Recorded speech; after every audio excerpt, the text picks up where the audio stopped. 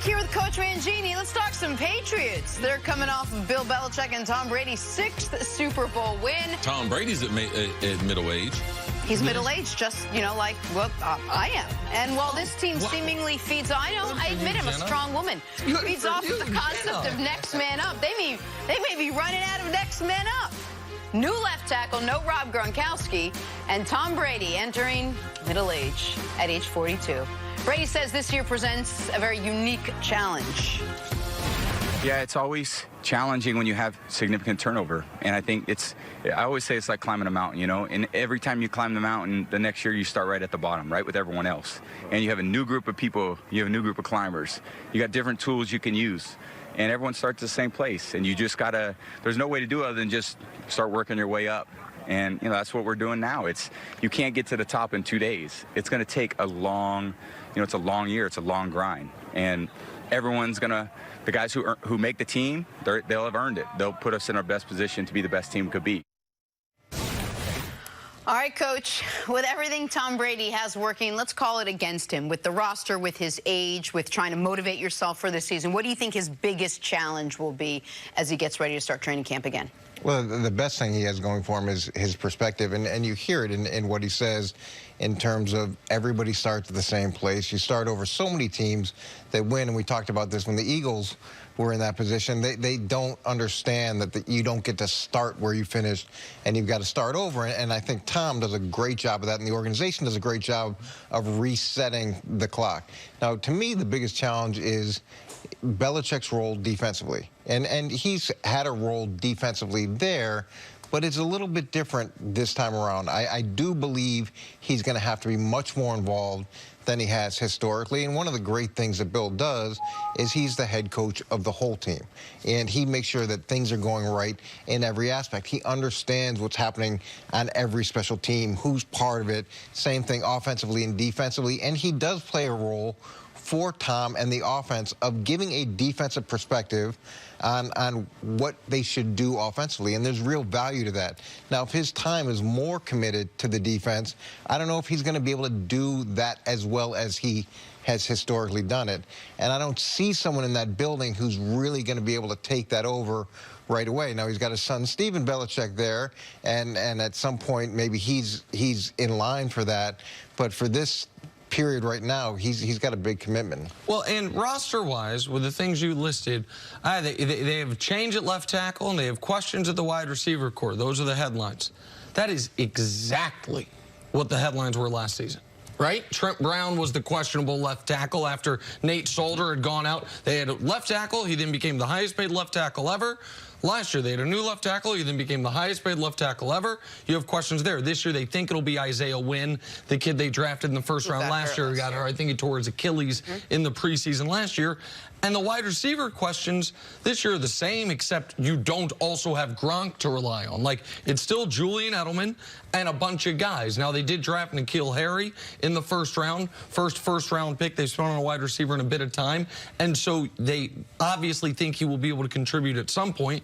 But Chris has talked about a bunch that of all the positions in the league, wide receivers near the top of the list of most difficult to make an instant impact early on in your rookie year, especially in a system like the Patriots. So it would be foolish for me to say they can't overcome these issues when last year Brady had statistically the worst year he's had in at least 5 years, through the most picks he had thrown in almost a decade. They had questions at wide receiver all year long. They had a losing record on the road, all these red flags, and they won the damn Super Bowl. Like, they were, by the end of the year, they were right there, if not for the crazy Miami finish. They somehow end with the 1 seed last year, which would have been bananas. They still got a bye, even though they were 3-5 on the road. And they found a way to go into Kansas City and have a late fourth quarter comeback and then win that game in overtime. So I do think there are real roster questions like there were last year. And I think not having Gronk as a blocker and as a big play, big moment guy makes you worse than if he's on the team. But Are they the favorites in the AFC? They're certainly right there because at this point the history and the repeated success is unquestionable. But last year, CC, they did it with a time of possession, defense-led team that got them through the playoffs. It wasn't like we're going to just rely on Tom Brady. Is that the way you have to look at it heading into this season now? You got to rely on that defense, rely on time of possession, and understand that Tom Brady's 42 years old. He's not going to have the same season he's had the last couple of years? Yeah, I'm not like most people. I like their roster.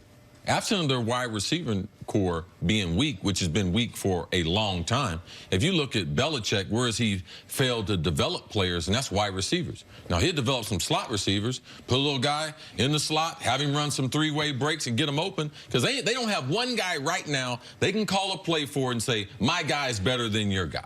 They depend on the system. They depend on whatever type of talent they have in the system as a wide receiving core. So besides that, I like their roster. Their secondary is the best in football. Their defense will be a top 5 defense as far as yards and points scored. So, yes, I like what they're doing. They're not going to go back to 2000 when they broke all the scoring records. No, they're not going back to that. What you saw week number 15, 16, 17, and in the playoffs and in the Super Bowl is what you're getting ready to see in 2019. He's going to take advantage of that roster. He realizes he has the oldest quarterback in the league. He is not going to jeopardize that left tackle to be taken advantage of, and they do this all the time. Their best position coach, Dante Scarnecchia, will do an amazing job. How do I know that? Because I've been watching football, and there's no one as good as coaching up football players is what they do in New England. I do understand what you're saying is this staff has been stressed out by people pulling for him, part of the staff going to Miami. They will feel it this year, but them having an under-talented wide receiving core, this is not the guys they'll have in December. All right? You will see a rotation. Veteran guys getting cut, them trying to find someone, they will do patchwork to try to get some productivity out of the wide receivers coach. And I don't think people appreciate the fact that them drafting a wide receiver in the first round, like how historically significant that is. Right. The last time Bill Belichick drafted a wide receiver was Derek Alexander in 1995 in the first round.